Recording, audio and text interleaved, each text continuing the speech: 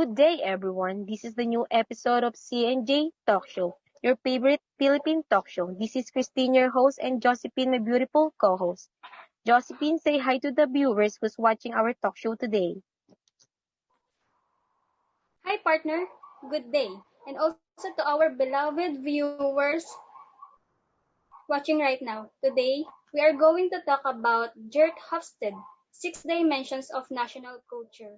Are you ready, partner? Yes, I am partner. Today's episode, we have guests to interview on our issue for today. So let us all welcome our guest, Mr. Yuan Hasul,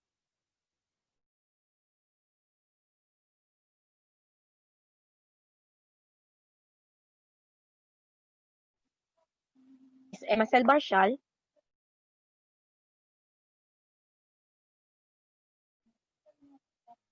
Mr. Ivan Carmona Abaca,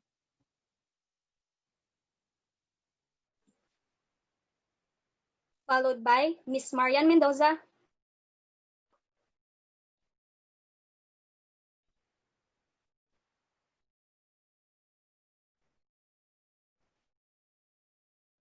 Mr. Tristan Pagsaligan, and Mr. Mike Lester Malubay.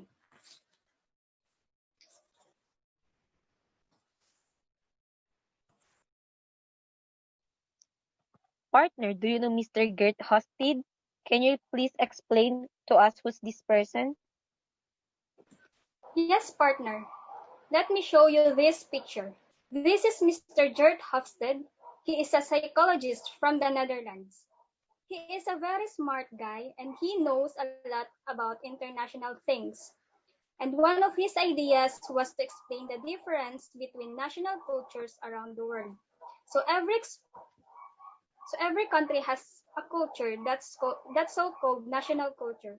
So why are some national culture a little bit different to other country? You're definitely right, partner. Today, we're going to compare the culture of Hong Kong and Philippines. So our guests will be express their own thoughts and opinions on differences of two cultures using Hosted six dimensions of national culture. Shall we start, partner? Yes, partner. So let's start the interview to Mr. Hasul.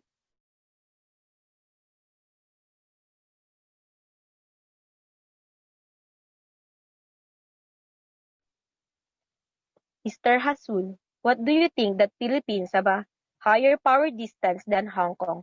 Can you explain or elaborate it and why?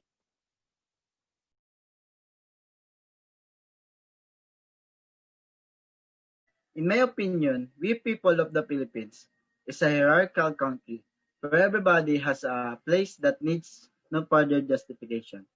Philippines are more diverse in terms of political, tradition, and culture, etc. We give more respect to elders and individuals who have titles, like for example, we tend to say po and opo by means of respecting. While Hong Kong, they are more focused on their privilege. Inequalities among people are acceptable. Hong Kong more are influenced by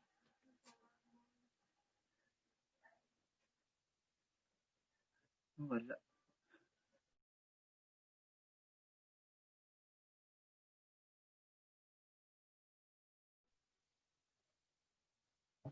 Thank you, Mr. Hasul. To Ms. Barshal, based on Hosted, Hong Kong and Philippines has a low percentage of individualism. Do you think these two are more on collectivism and why?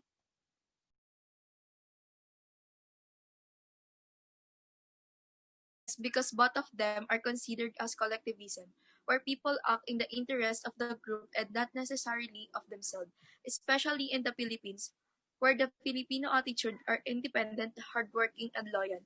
Loyalty and collectivism culture is very important and overrides most other social rules and regulation. The society fosters strong relationship where everyone takes responsibility for fellow members of their group. Thank you, Miss Marshall.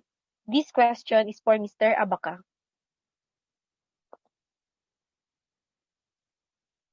In masculinity, Hong Kong and Philippines are almost same percentage. It has a small gap. In your opinion, in what way do they have in common?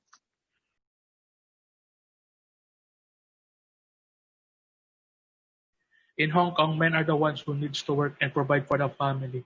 It's also similar in the Philippines. But in today's generations, it's either men or women who work and who provides to their family. In Hong Kong, younger men needs to have higher grade. This increases the IHD of younger men, while elderly men tends to be more political aware than females, supported by an association between their moralities and environmental stressor. Men will spend many hours on work alone to ensure the success that they wanted. That is all. Thank you. Thank you, Mr. Abaca. Now let's take a break for a few seconds.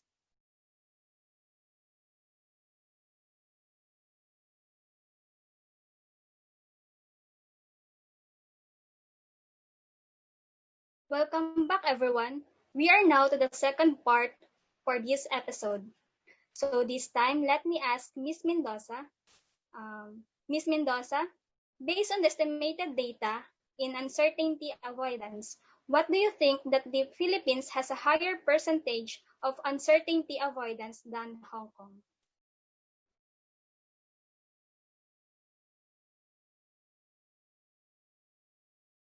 I think the Philippines has a higher percentage of avoidance of uncertainty because the Philippines score 44 on its dimension and this has a low preference of avoiding uncertainty. Low UAI societies maintain a more relaxed attitude in which practices counts for the principles and deviance from the norms is more easily tolerated. At 29, Hong Kong has a very low score on uncertainty avoidance, adherence to law and rules may be flexible to actual situation and pragmatism is a fact of life. Thank you. Thank you, Miss Mendoza. Very well said. This question is for Mr. Pagsaligan. Sir, have you any idea why the Hong Kong have a higher percentage of long-term orientation than Philippines? Can you give us an example?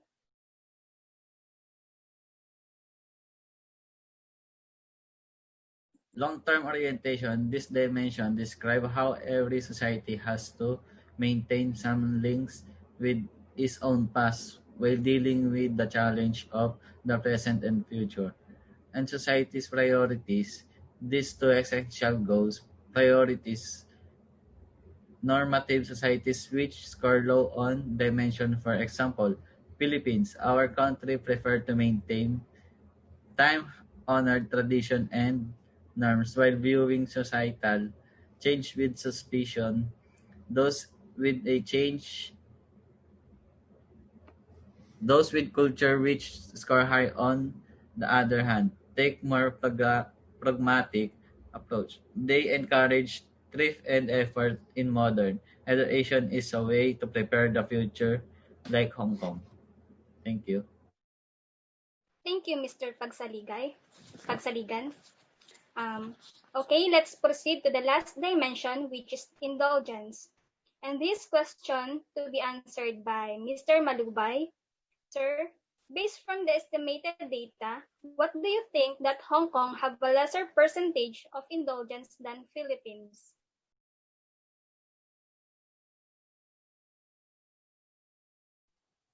Based on the estimated data, people in Hong Kong depends more on their family and friends.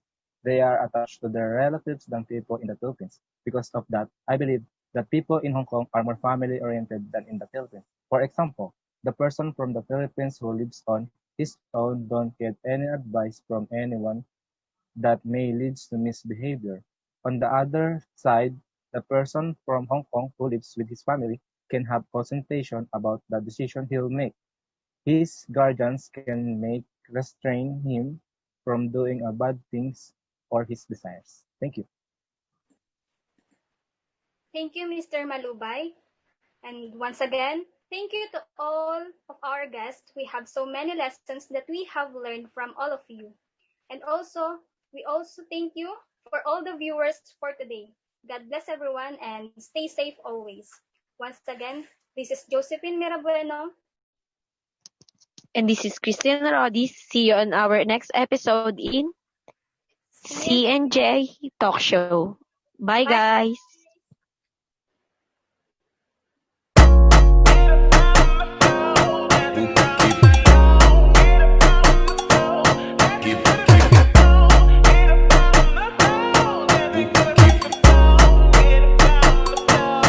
Give